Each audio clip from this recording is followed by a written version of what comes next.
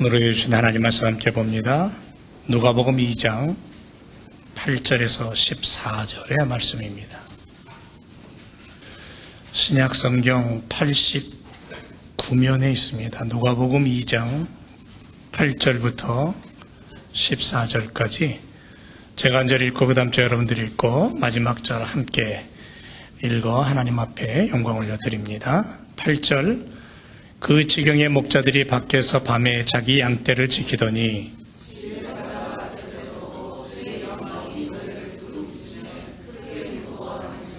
천사가 이르되 무서워 말라 보라 내가 온 백성에게 미칠 큰 기쁨의 좋은 소식을 너에게 전하노라.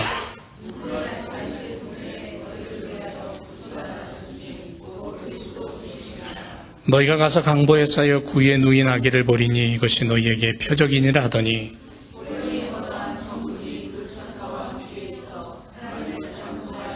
다같이 지극히 높은 곳에서는 하나님께 영광이요 땅에서는 기뻐하심을 입은 사람들 중에 평화로다 아니라.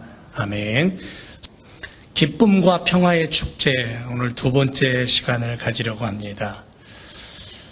어떤 목사님이 탄광촌에서 일하는 이 광부들에게 복음을 전하려고 탄광을 찾았습니다.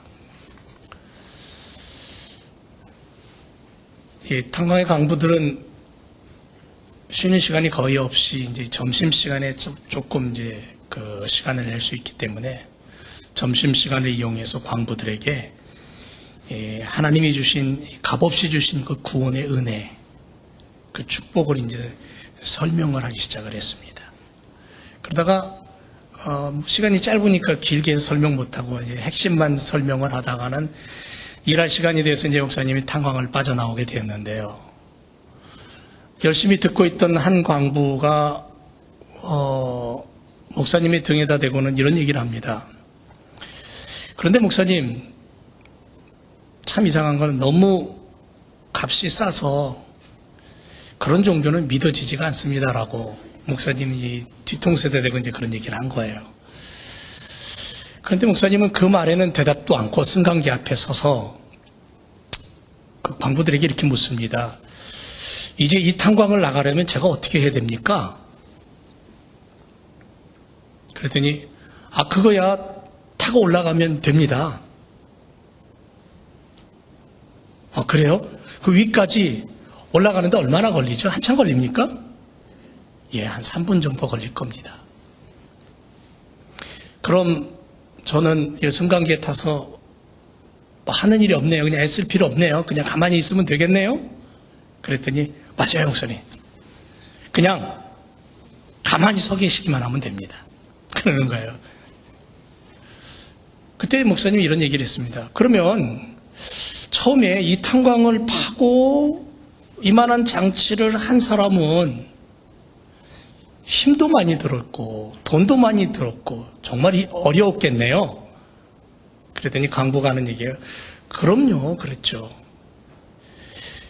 여기서 지상까지 올라가려면 500m, 뭐 피트로 얘기하면 1640피트 정도 되는데 아마 처음에 이 탄광 주인은 이 땅을 파고 승강기를 세우기 위해서 많은 돈을 들이고 힘이 들었을 겁니다. 그때 비로소 이 목사님이 이제 광부들에게 이런 얘기를 하는 거예요. 맞는 말씀입니다. 하나님이 그 아들을 믿는 자에게 영생을 주시겠다고 했는데 너무 싸다 그랬죠. 싸구려 종교라 그랬죠. 근데 하지만 하나님은 처음에 멸망하고 사망의 굴에 빠지고 지옥에 빠져서 영원히 멸망할 수밖에 없는 우리들을 구원하기 위해서 하나님의 아들, 하나님이신 그분이 하늘 보자 다 포기하고 인간의 몸을 입고 이 땅에 오셨고 그것도 부족해서 인간을 위해서 당신의 물과 피와 목숨을 다 지불하고 그 값으로 그 비용을 들여서 저와 여러분들을 건져주시고 구원해주시고 천국을 선물로 주셨어요. 이 세상에 그 어떤 금은 보석을 갖다 준다고 해도 이건 돈으로 살 수 없는 건데 하나님이 거저 우리에게 주셨어요. 그렇다면 이게 정말 싼 종교일까요? 이게 정말 하찮은 종교일까요? 그리고는 올라가 버리셨어요. 여러분 어떻게 생각하십니까? 여러분 지금 이 자리에 앉아있는 이 예배당이 처음 지어질 때에 많은 돈을 들여서 많은 사람의 수고와 땀방울로 지어졌습니다. 어떤 사람이 이 교회를 사겠다고 10만 불을 들고 오고 20만 불을 들고 와서 팔라 그러면 팔겠습니까? 많은 땀방울이 흘리고 많은 돈이 들어간 이 예배당도 우리가 소중하게 생각하거나 내 영혼이 도저히 감당할 수 없는 나의 죄악과 불의함, 세상의 금은보와 보석으로도 지불할 수 없는 저 천국, 내 영혼, 값없이 하나님이 우리에게 당신의 것을 거저 주신 거죠. 당신의 목숨을 지불하셔서. 이보다 더 귀하고 이보다 더 값진 것이 어디 있냐는 거죠. 천국의 주인 되신 주님께서 우리를 위해 문을 열고 우리에게 마중을 나오신 거예요. 세상의 죄악을 씻고 거룩한 자녀 삼기 위해서 주님께서 우리의 마중물이 되시기 위해 이 땅에 오신 거예요. 그리고 마국간에 태어나셨어요. 그 예수님은 지금 우리의 영혼의 문, 마음의 문을 두드리셔요. 문 두드리는 소리를 듣고 문을 열고 그 주님을 영접한 사람은 단 한 사람도 실패한 사람이 없죠. 왜? 주님은 능력이시거든요. 능력이신 그 주님이 함께 하시겠다. 능치 못할 일 없겠다라고 약속하셨기 때문에. 그래서 예수님이 마음속에 있으면 두려움을 이겨낼 수 있는 용기가 생겨요. 예수님이 가슴속에 살아있으면 아픔과 고난도 능히 그것을 이겨낼 수 있는 그러한 지혜가 생기고 힘이 생겨요. 계시록 3장 14절에 아멘이시요 신실하시고 참되신 증인이시며 하나님의 창조의 근원이신 이가 가라사대 이랬습니다. 예수님을 가리키는 거예요. 신실하신 분, 참되신 분, 하나님의 창조의 시작이신 분, 그분이 오늘 나와 함께 하시고 내게 구원이라는 선물을 주셨다. 내게 천국이라는 선물을 주셨다. 내게 영생이라는 선물을 주셨다. 그것도 값없이 단 한 가지 믿기만 하면 그게 바로 우리에게 주시는 선물이죠. 그래서 예수님께서 우리와 함께 한다면, 우리의 삶 속에 함께 한다면 능치 못할 일이 없을 줄로 믿습니다. 예수님은 세상의 어느 것과도 바꿀 수 없는 분이에요. 하늘의 은총을 우리에게 부어주시는 축복의 선물이에요. 우리 영혼의 문을 활짝 열고 주님을 영접하기만 하면, 모셔드리기만 하면, 믿기만 하면 반드시 우리 영혼의 변화를 경험할 것이고 하나님의 영광이 드러나게 하실 거예요.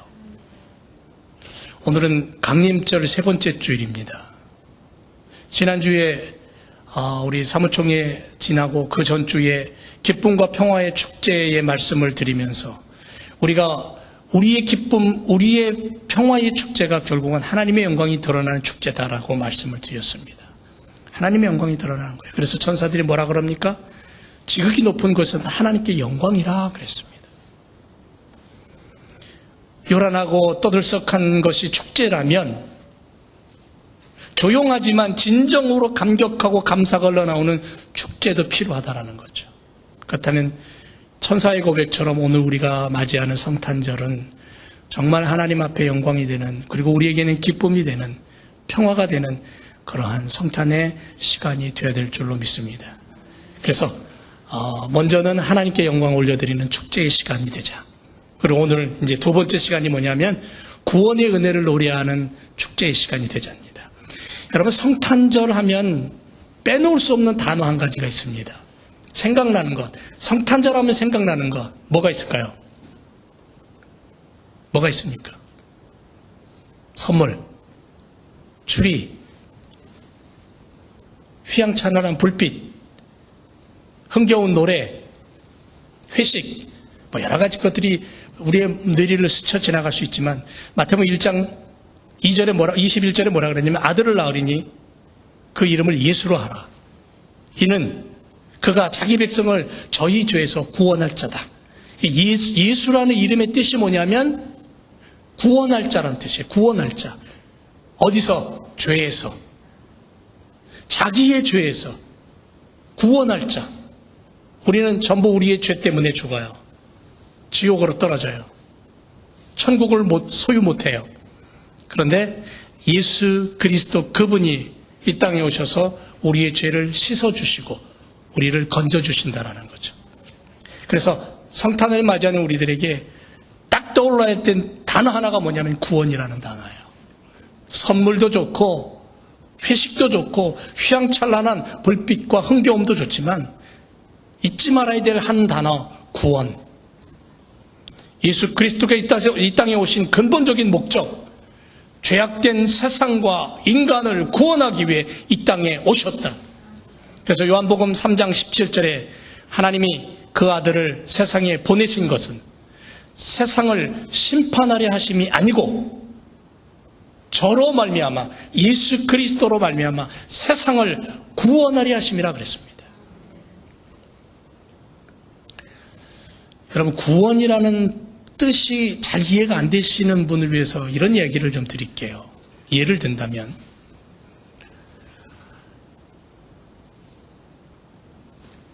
뱃놀이를 하다가 혹은 낚시질을 하다가 조그마한 배를 타고 낚시질을 하다가 갑자기 파도가 확 밀어치면서 빠졌어요. 바닷속으로. 그런데 나는 수영을 전혀 못해요. 구명조끼도 안 입었습니다. 그러면 어떻게 됩니까?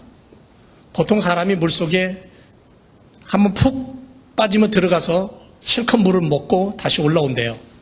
올라왔다가 다시 또 빠진답니다. 호적거리다가 다시 또 물속으로 쑥 들어가면 또 물을 마신대요. 그러면 배는 이만큼 차오죠. 기운은 빠지죠. 호적거렸으니까 다시 올라와서 세 번째 올라왔다가 내려가면 영영 못 올라온대요. 이제는 죽는 거예요. 그냥 빠이빠이입니다. 그 만약의 경우 내가 2번 올라왔다가 이제 3번 빠져요. 들어가요, 물속으로. 이젠 도저히 기운도 없고 이제 호적거릴 어떤 힘도 없고 정신도 이제는 혼미한 상태고 이제 쑥 들어가면 나는 끝이에요. 쑥 들어가는 그 순간 누군가 손을 집어넣어서 내 목도리를 딱 잡아서 끄집어냈어요. 그리고는 무태다 올려놓고는 내 배를 주물러서 물을 입으로 토해내게 하고 인공호흡을 시키고 그래가지고 나를 살려냈어요. 내가 숨을 쉬어요. 그게 구원이에요. 여러분, 우리는 모두가 다 죄악의 바닷속에 지옥으로 떨어져 죽는, 아예 죽어버리는 그러한 존재예요. 이제는 끝이에요. 근데 예수 그리스도께서 그분이 나를 잡아 끄집어내셔서 나를 살리신 거예요. 당신의 피로 나를 살리고 당신의 심장으로 나를 살리고 그래서 나를 소생시키신 거예요. 그게 바로 구원이에요. 예수 그리스도 외에는 구원이 없다 그래요. 성경은. 성탄절이 되면 이런 이야기를 많이 합니다. 여러분, 성탄절이 되면 이 강단에 등장하는 화분이 있죠. 뭡니까? 꽃이 있죠. 이거 뭡니까? 빨간 거. 이 이름이 뭐예요? 예? 이 성탄절만 되면 이게 나오기는 하는데 이게 이름을 잘 모르는 분들이 많아요. 이게 뭐냐면 포인세티아예요. 예. 이 포인세티아에 대한 어떠한 전설적인 이야기가 있습니다. 멕시코의 어느 한 마을에 병에 걸려서 어머니가 사경을 헤매고 있는 그 집안에 어린 딸이 하나 있었어요. 이 딸은 어머니를 극진히 돌보는 거예요. 오늘도 기도하고 주님 우리 엄마를 좀 살려주세요. 그리고는 들로 산으로 나가서 엄마의 좋은 약재를 캐기 위해서 그리고 그것을 가져다가 다려서 엄마를 먹이고 그런 시간들을 보냈어요. 어느 날 산에 갔다가 정말 귀한 약초가 눈에 들어와서 그것을 벼랑 끝에 있는 거를 거꾸로다가 그만 발을 헛디뎌 가지고는 굴렀어요. 그런데 그 주변에 그 소녀가 꺾으려던 그 귀한 약초로 눈에 들어오는 그 주변에 흰 꽃들이 쫙 피어 있었어요. 이 소녀는 그 벼랑을 굴르면서 여기저기 찢겨서 피가 그 흰 꽃에 쫙 묻게 됐어요. 정신이 혼미한 상태에서 누군가 자기 앞에서 말을 걸어요. 예수님이었어요. 그리고는 그 소녀에게 이렇게 말해요. 저 피 묻은 꽃을 꺾어다가 어머니에게 갖다 드려라. 정신을 차리고 보니까 아무도 없어요. 흰 꽃에 자기 피가 묻혀져 있는 거예요. 그걸 꺾어다가 어머니를 갖다 드렸어요. 어머니 병이 나았어요. 그게 포인세티아예요.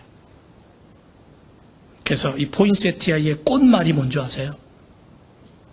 꽃말이 뭐냐면 희생이에요. 희생. 저게 본래는 흰 꽃이었다고 생각해 보세요. 근데 피가 묻어서 뻘겋게 변했다. 그런 누군가가 지어낸 얘기인지는 모르겠지만 희생, 포인세티아라는 단어가 희생 또는 축복이라는 의미를 가지고 있어요. 희생은 축복의 열매를 맺는 거죠. 죽음을 향해 인생이라는 시간을 살아갑니다. 어머니 뱃속 요람에서부터 태어난 인간들은 결국 무덤을 향해서 걸음을 옮기고 그 걸음은 멈출 수가 없는 거죠. 썩어질 육신을 위해 세상은 끝없는 전쟁과 파괴로 달려옵니다. 여러분, 이제는 지구온난화로 인해서 빙하가 녹아내리고 낮은 지역의 땅들이 사라져가고 있습니다. 언제 터질지 모르는 핵폭탄의 위험을 안고 살아갑니다. 얼마 전에는 화산이 폭발해서 관광객들이 많이 죽고 다쳤죠. 백두산, 한국의 자랑인 백두산, 언제 화산이 폭발할지 모르는 위기 속에 있다고도 하죠. 그런데 더 무서운 건 뭔지 아세요? 사람이 사람을 비방하고, 사람이 사람을 모욕하고, 사람이 사람을 믿지 못하고, 인격을 깎아내리고, 모욕하고, 그래서 사람은 거기에 시달리다가 우울증이 걸리고, 스스로 목숨을 끊는 일들이 비일비재하게 일어나는 것이 오늘 우리들의 현실입니다. 어쩌면 인간은 서로를 죽이고 그것도 부족해서 세상을 파괴하고 하나님 주신 선물인 이 지구를 망가뜨리고 살아가는 것은 아닌가, 그런 생각을 하게 됩니다. 그래서 바울은 로마서에서 죄의 삭은 사망이다라고 결론 내렸습니다. 이게 다 죄악에서 온 거라는 거죠. 인간이 죄악된 모습 때문에 그렇다는 거예요. 더러움이 가득하고 미움과 질투가 넘쳐나고 그래서 악이 차고 넘쳐 마음대로 활보하는 세상이 되어버렸다라는 거예요. 이것이 죄악이고 이대로라면 멸망이고 죽음이에요. 그런데 이러한 세상에 하나님이 하실 일은 뭐냐면 아들을 주기까지, 그 아들을 이 땅에 주기까지 인간을 사랑하셨다라는 거예요. 그래서 기독교는 사랑의 종교라고 말합니다. 사랑의 종교. 왜? 하나님은 사랑이시다. 우리가 하나님을 사랑이라 말할 수 있는 근거는 뭡니까? 사도 요한은 그 질문에 이런 이야기를 합니다. 하나님은 사랑이시다. 하나님의 사랑이 우리에게 나타났는데 자기의 독생자를 세상에 보내셔서 저로 말미암아 우리를 살리려고 하셨다. 사랑은 여기 있으니 우리가 하나님을 사랑한 게 아니고 하나님이 우리를 사랑하셔서 우리 죄를 위하여 스스로 화목제, 제물이 되셨다. 그게 요한일서 4장 8절에 나오는 얘기예요. 하나님이 우리 인생을 구원하기 위해서 하늘 보자 버리고 이 땅에 오셔서 화목제물이 되셨고 희생제물이 되셨고 거기까지 우리를 사랑하셨다. 아들 예수를 죽음의 자리까지 내모는 그러한 시간이 있다 할지라도 이 세상에 어떤 것으로 이 사랑을, 이 죽음의 값을 지불할 수 있겠느냐는 거죠. 이 큰 사랑에 오늘 우리는 어떻게 보답하고 있느냐는 거죠. 어떻게 응답하고 있느냐는 거예요. 하나님이 보여주신 것은 외로움과 피 흘림과 멸시와 매맞음과 죽음이었어요. 하나님이 우리에게 보여주신 것은 뭐냐면 우리를 사랑하시기 때문에 당신 스스로가 외로워지셨고 당신 스스로가 피 흘리셨고 멸시와 매맞음과 죽음을 당했다라는 거죠. 그것을 통해서 나를 건졌다라는 거예요. 세상 속에 갇혀있는 새의 문을 열듯이 어둠과 죄악의 감옥에 갇혀있던 인생의 문을 열어서 자유를 주셨고 해방을 주셨다. 이게 뭐냐면 하나님만이 가지신 사랑의 갈증이라는 거죠. 수없이 배반하고 수없이 배은망덕한 짓을 행하는 것이 인생이에요. 지금도 창조주를 향해서 삿대질을 하는 사람들이 얼마나 많은지 몰라요. 자신은 완벽하다고 얘기하고 자신만만하게 인생을 살아갑니다. 돈이 힘이고 힘이 왕이라고 생각하며 살아갑니다. 하나님이 허락해서 맡기신 세상을 하나님의 의도가 아닌 자신의 욕망으로 처리하면서 결국은 그 세상을 파괴하며 사는 삶이 인간의 모습 속에 있습니다. 그런데 그럼에도 불구하고 하나님이 손수 빚어 만드신 인간을 아끼셔요. 아끼다 못해서 사랑하셔요. 사랑하다 못해서 그 사랑을 보여주기 위해 하늘 보좌를 뒤로 하고 이 땅에 인간의 몸을 입고 와서 인간의 모든 죄를 위해 십자가에 피 흘리고 죽으신 죽음의 구렁텅이로 내모신 그 하나님의 사랑, 예수 그리스도의 십자가 구원. 그래서 이 이야기는 가슴이 찢어지는 눈물의 축제래요. 눈물의 축제. 가슴이 갈기갈기 찢어지는 하나님 입장에서 보면, 그걸 다른 말로 얘기하면 우리 입장에서 보면 구원의 선물이에요. 이 가슴이 무너지는 아픔의 통곡 없이는 성탄의 축제가 있을 수 없다라는 거죠. 여러분, 지금 이대로 살면 다 잘 될 것 같죠? 열심히 땀 흘리고 돈 모으고 그러면 두 다리 뻗고 잘 살 것처럼 생각이 되시죠? 내가 내 머리 믿고 내 능력 믿고 내 생각대로 행동하면서 멋진 인생이 펼쳐질 것이라고 그렇게 믿고 계시진 않습니까? 저는 여러분들의 생각대로 다 됐으면 좋겠어요. 그런데 착각입니다. 세상의 사람들이 추구하는 대로 되기를 바라지만, 그러나 분명히 그것은 잘못된 생각입니다. 하나님 없는 인생은 잘 되는 것처럼 느껴지지만 아니에요.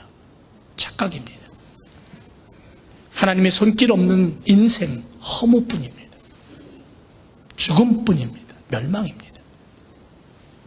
다 이루었다고 생각하고 다 성취했다고 느끼는 순간 아무것도 잡은 것이 없는 공허한 인생을 발견하게 될 겁니다. 그게 인간이에요. 하나님의 구원이 없이는, 하나님의 그 사랑의 손길이 없이는 인생은 참 행복을 누리지 못하는 거예요. 그래서 하나님의 구원, 하나님의 그 참된 사랑 앞에선 우리의 자존심도, 우리의 어떤 사상도, 이념도 필요 없는 거죠. 여러분, 왜 예수님은 자기 자신을 십자가라는 추악한 형틀의 몸을 내던져야 했을까요? 한번 생각해 보세요. 성탄절이라는 것은 고난과 부활이라는 것과 연결되어 있습니다. 왜? 예수님께서 인간의 몸을 입고 이 땅에 탄생하신 것은 죽기 위해서예요. 오늘 나의 인생도 어머니 뱃속에서 태어나는 순간부터 나는 죽기 위해서 달려가는 거예요. 그 죽음을 어떻게 죽느냐가 중요한 거겠죠. 그 죽음의 길을 향해서 내가 어떤 인생을 사느냐가 더 중요한 거겠죠. 반드시 누구나 다 죽어요. 예수님도 이 땅에 오신 것은 십자가에 죽기 위해서였습니다. 빌립보서 2장에 보니까 그는 근본 하나님의 본체시나 하나님이셨다라는 거예요. 성부, 성자, 성령 삼위일체 하나님이셨어요. 성자 하나님이셨어요. 그런데 하나님됨을, 동등됨을 인정하지 않으셨어요. 나는 싫다. 그리고 그분은 낮아지셨어요. 자기를 비워 종의 형체를 가졌어요. 사람과 같이 되어서 사람이 되었어요. 사람의 모양으로 나타났어요. 자기를 낮추시고 죽기까지 복종하셨으니 십자가의 죽으심이라고 우리에게 그렇게 예수님에 대한 이야기를 하고 있어요. 하나님의 의지가 아무리 강력하다고 해도 당사자이신 성자 예수님이 원하지 않으면 이 일은 이루어질 수 없는 거예요. 구원의 완성은 예수님이 그 길을 가실 때만이 가능한 거예요. 여러분, 부모가 자식 이기는 거 봤습니까? 자식을 키워보니까 그렇죠. 아들, 딸 키워보니까 못 이기겠더라고요. 예? 세상 사람들과는 멱세대기 싸워서 이길 수 있을지 모르겠지만 자식 이기는 부모 없다는 말이 그래서 나온 것 같습니다. 성자 예수님이 성부 하나님 아버지 앞에서 뻗당겼다면 이 구원은 있을 수가 없는 거예요. 영광을 버리고 겸손히 인간으로 오셨고 인간을 위해 일하셨고 인간의 모든 죄를 도말하기 위해 십자가 제단 위에 당신 자신을 제물로 내어놓으셨어요. 여러분, 십자가가 얼마나 힘들었으면 예수님 겟세마네 동산에서 3번이나 이 잔이 내게서 지나가게 해달라고 간절히 기도했어요. 얼만큼 심각하게 기도했냐면 땀방울이 떨어지는 핏방울 같이 되더라 그랬어요. 얼마나 심각하게 기도했으면 그만큼 힘든 길이 십자가의 길이었다라는 거죠. 근데 예수님은 그 길을 가셨어요. 오늘 우리는 바로 이 사랑에 의해서 구원받았고 이 사랑에 의해서 영원한 생명의 나라 백성이 될 수 있었고 하나님 아들, 하나님 딸이 될 수 있었습니다. 인터넷을 보다 보니까 이런 재미난 이야기가 있어서 여러분들에게 소개합니다. 평생 열심히 신앙생활했던 어떤 한 사람이 죽어서 천국문 앞에 섰습니다. 막 신이 났어요. 흥분됐어요. 이제 천국문만 열고 들어가면 되는 거잖아요. 막 천국문 안으로 들어가려고 하는데 뒤에서 누군가 탁 붙잡아요. 잠깐만 그러면 뒤를 딱 들여다보니까는 어디서 많이 본 사람 같아요. 가만히 보니까는 예수님의 수제자 베드로예요. 베드로가 천국문 앞에서 자기를 딱 붙잡는 거예요. 잠깐만 기다리세요. 여기를 통과하려면 약간의 절차를 거쳐야 됩니다. 뭐 복잡한 건 아니고요. 뭐냐면 당신이 일생 동안 살아온 것을 점수로 환산해서 1000점이 되어야만 여기를 들어갈 수 있어요. 깜짝 놀랐어요. 1000점이 돼야 된다고? 별거 아닙니다. 어떻게 하면 점수가 올라가냐면 당신이 이 땅을 살아오면서 점수에 보탤 만한 이야기들, 여러 가지 이야기들이 많잖아요. 선한 일, 착한 일, 행복한 일, 그런 이야기들을 해보세요. 이 사람이 가만히 생각하다가 저는 30년 동안이나 어떤 선교기관에서 지도자로 있었습니다. 많은 선교사들을 해외로 파송을 했습니다. 그랬더니 가만히 듣고 있던 베드로가 그래요? 정말 대단한 일을 했군요. 1점. 깜짝 놀랐습니다. 1점?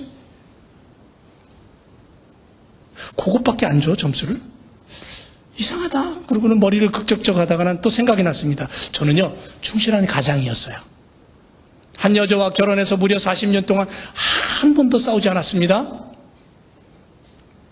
아들을 잘 키웠습니다. 아들, 딸 잘 키워서요. 우리 아이들이 목사도 됐고 교수도 됐고 또 교계에 사회에 존경받는 위치에 있습니다. 내 가정은 참 행복한 가정이었습니다. 베드로가 하는 얘기가 정말입니까? 와, 훌륭하십니다. 요즘 당신 같은 사람 참 만나기 힘든데 1점. 그래서 2점이 됐어요. 이제 마음이 조급한 거예요. 어떻게 1000점을 채워요? 진땀이 뻘뻘 납니다. 긴장하기 시작했습니다. 좀처럼 1000점을 만들려니까 생각나는 게 별거 없는 거예요. 여러분도 한번 지금 생각해 보세요. 예? 저는 지난 60년 동안 한 번도 교회를 빠진 적이 없습니다. 매일 새벽 기도도 했고요. 주일에 청년부 성경 공부도 했고요. 그랬더니 베드로가 하는 얘기가 당신 정말 훌륭한 분이에요. 예, 2점, 4점 됐습니다. 더 이상 할 얘기가 없는 거예요. 여러분들 또 뭔 얘기할 수 있을까요? 예?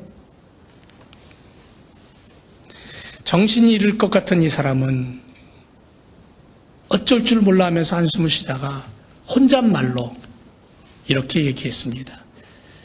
이제 겨우 4점이라고? 난 어떡하지? 더 이상 점수를 보탤 만한 이야기거리들이 생각이 안 나는데. 예수님, 나 어떡하면 좋죠? 나 정말 천국에 못 들어가나요? 천국에 갈 수 없는 인격인가요? 제발 이 죄인 좀 용서해 주시고요. 예수님, 당신밖에 없어요. 좀 도와주세요. 당신밖에 없어요. 그리고 혼잣말로 하고 있었어요.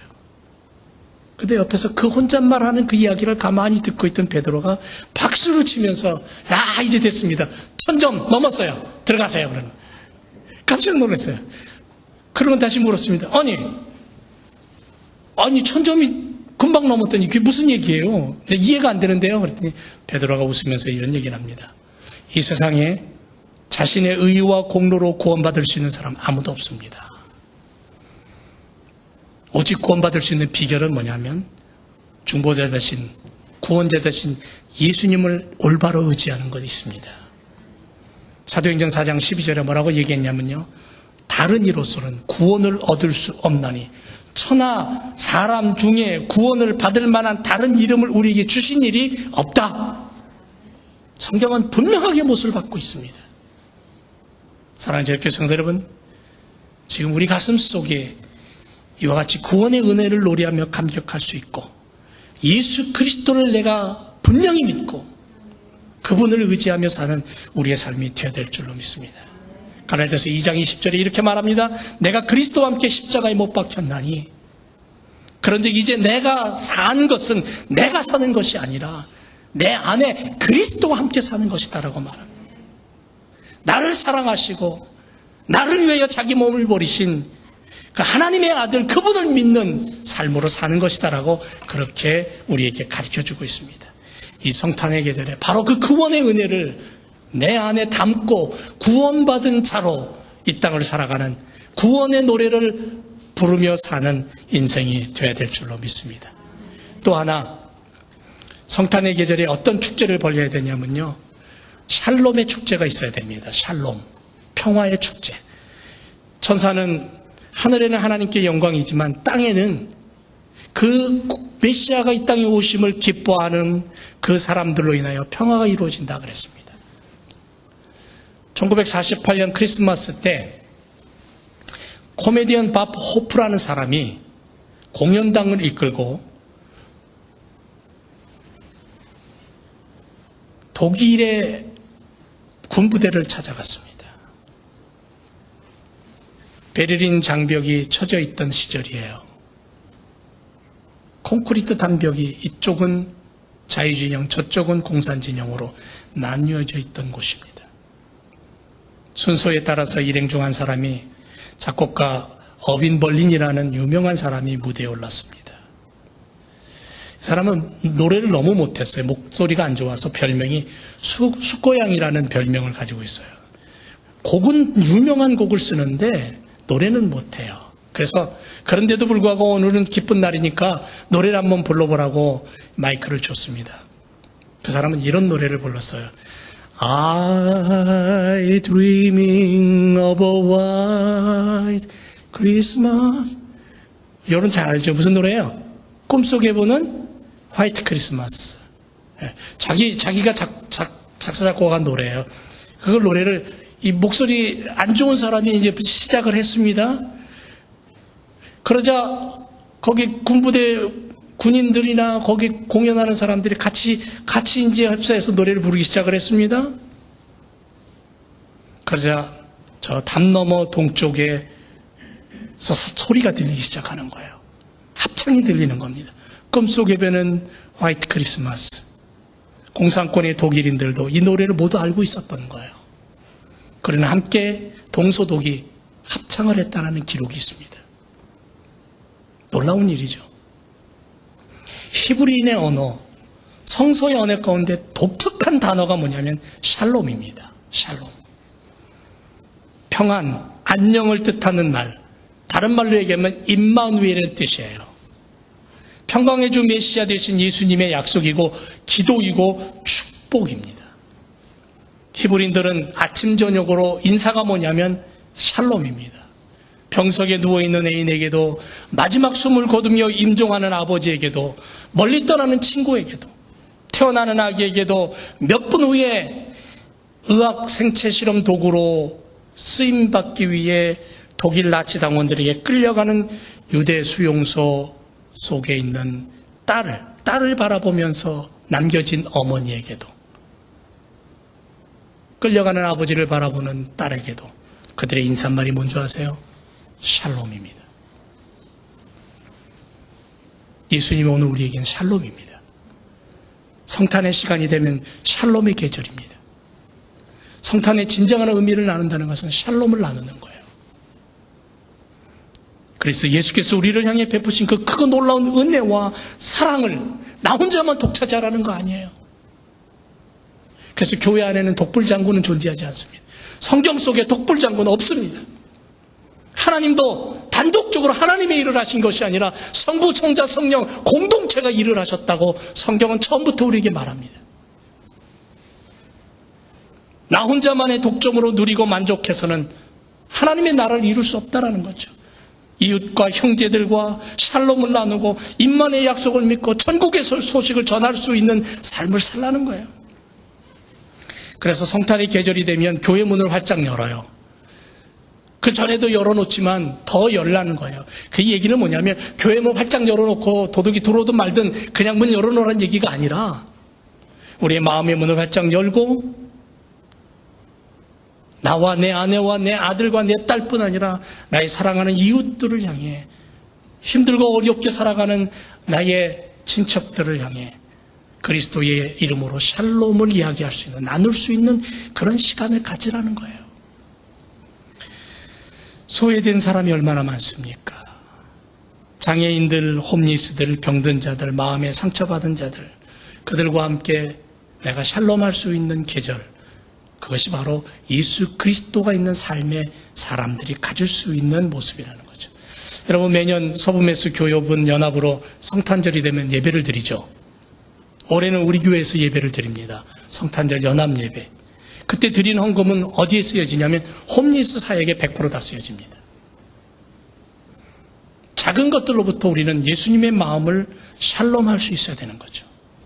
에베소서 4장 3절에 평안에 매는 줄로 성령의 하나 되게 하신 것을 힘써 지키라 그랬습니다. 하나 되고 그것을 서로 나누고 공유하고 그리스도의 마음이고 그리스도께서 이 땅에 오신 모습이고 빈핍하고 연약한 이웃, 소외되고 고통받는 형제들을 외면하고 버려버리는 것이 아니라 그리스도의 그 놀라우신 사랑 하나님의 은혜로 나눌 수 있고 함께 붙잡아 줄 수 있는, 여러분, 들판에서 양을 치던 목자들이 태어나신 아기 예수께 경배하기 위해 달려왔죠. 별을 보고 먼 길을 찾아온 동방 박사들도 있습니다. 그리고 아기 예수께 황금과 유향과 모리학의 예물을 드리고 경배합니다. 하늘의 천사들은 기뻐 찬송을 했습니다. 아기 예수께 경배하고 그분이 이 땅에 오신 성부 하나님의 초월적인 그 사랑에 대해서 영광과 찬양을 올려드렸습니다. 이 기쁨, 이 평화, 이 노래, 이 축제가 결국은 샬롬의 축제라는 거죠. 오늘 우리가 우리의 마음속에서부터 내 아내를 향해서 샬롬할 수 있어야 되고 내 남편을 향해서 샬롬할 수 있어야 되는 거예요. 내 아들, 딸을 향해서, 내 부모를 향해서 샬롬할 수 있어야 되는 거예요. 그래야 우리 안에 그리스도의 이 땅에 오신 그 놀라운 성탄의 축복이 내 안에 자리 잡을 수 있는 거예요.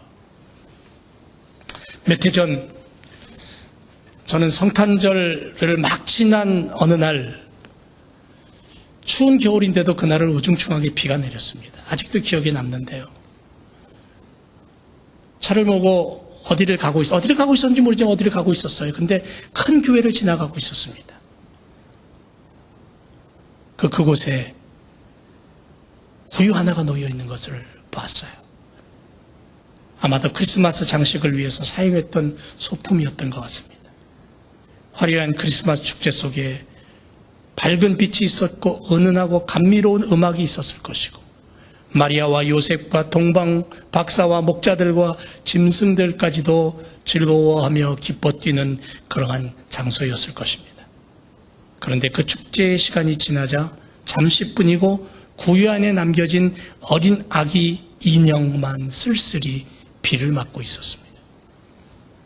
어쩌면 오늘 우리 교회의 모습, 우리 자신들의 모습이 아닌가라는 생각이 떠올랐습니다.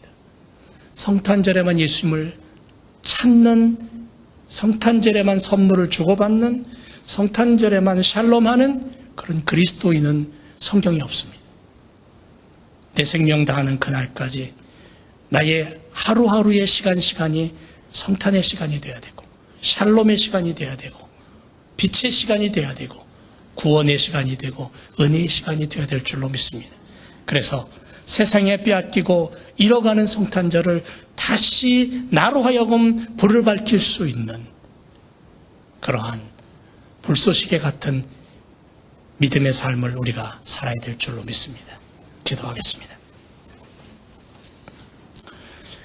세상은 점점 어두워져 가고 화려한 쇼와 백화점의 찬란한 매장에 진열대의 물건들로 성탄절은 그렇게 흘러가고 있는데 교회 안에 성경을 가진 그리스도인들마저도 그 속에 묻혀서 예수님을 잃어버리고 살아가지는 않을지 오늘 저희들의 마음속에 구원을 주시기 위해 생명을 주시기 위해 당신의 물과 피와 목숨을 버려서까지도 우리를 사랑하시기 위해 오신 예수 그리스도를 다시 한번 붙잡게 주옵소서. 그리고 이 어두움의 세상을 향해 샬롬할 수 있는 빛의 일꾼들 되게 하옵소서. 불쏘시개 같은 일꾼들이 되게 해 주옵소서. 그래서 우리로 하여금 하나님의 나라가 펼쳐지게 도와주옵소서. 예수님의 이름으로 축복하며 기도합니다. 아멘.